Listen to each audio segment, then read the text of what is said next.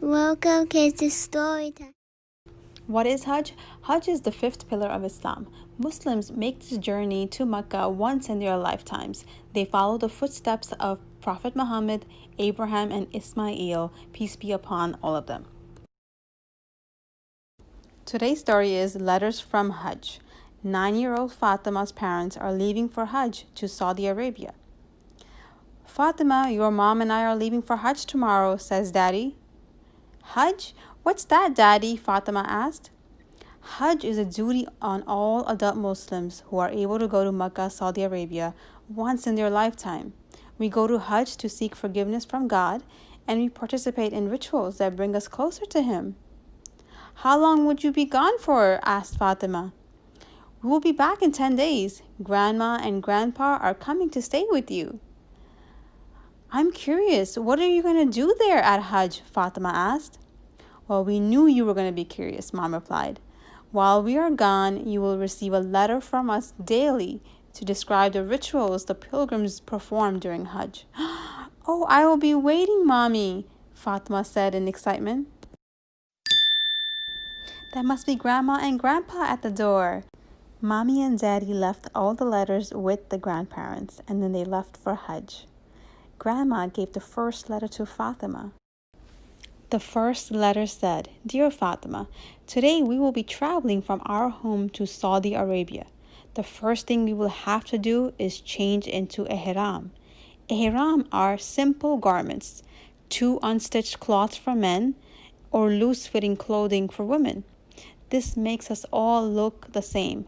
No one can tell by looking at us if we are wealthy or poor, or someone is an average person or a powerful ruler. We all stand before God the same. After that, we will go to the Kaaba. It's the cube structure built by Abraham and his son Ismail. The Kaaba is God's house on earth. We do tawaf, which is walking around it 7 times. Fatima asked her grandma, Do we worship the Kaaba, Grandma? Grandma said, No, dear. Muslims don't worship the Kaaba. We worship only God. The Kaaba is a special place because it represents the direction Muslims face during their daily prayers to God. And the act of circling it reminds the pilgrims that God should be at the center of our lives. The next day, Fatima eagerly waited for the second letter to arrive. The second letter says, Dear Fatima, another important part of Hajj is performing Sa'i, which is walking between 2 hills of Safa and Marwa. Pilgrims emulate how Hagar ran between the 2 hills in search of water for her son Ishmael. This running between the hills reminds pilgrims that we always have to strive when faced with hardship and desperation, and to never give up and remain optimistic that God's help is near. And miraculously, water gushed out of the barren desert sand where baby Ismail was sitting. This water is called Zamzam and is still flowing today.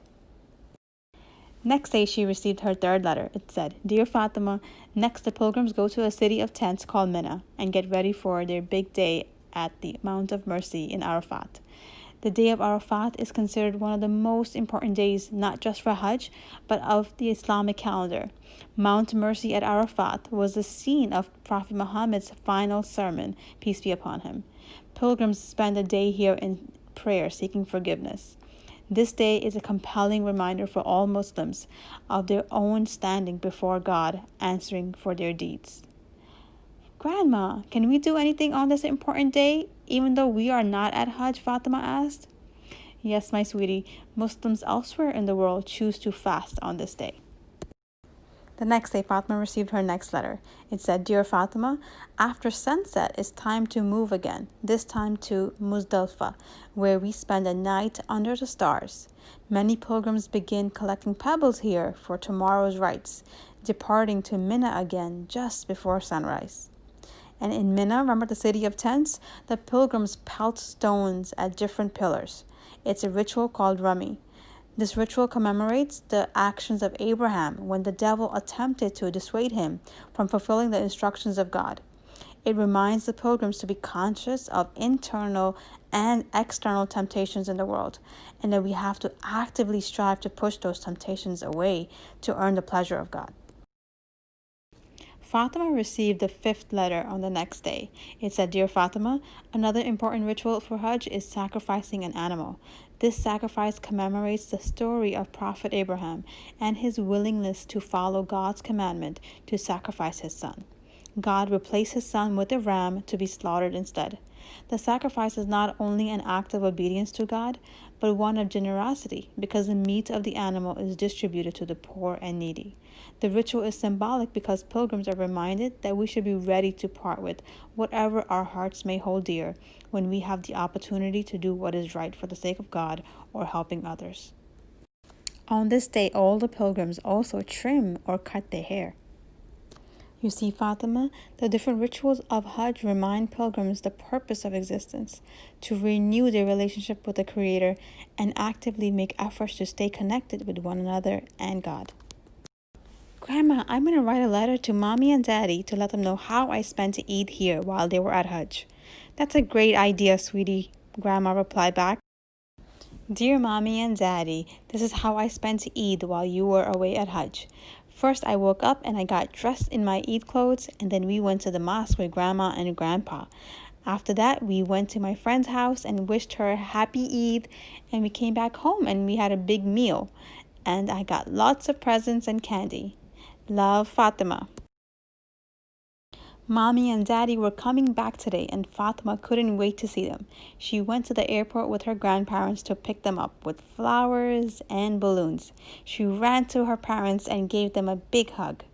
"We missed you so much, Fatima," her parents said. "I missed you too," replied Fatima. Thank you for joining us today to learn about Hajj and Eid al-Adha.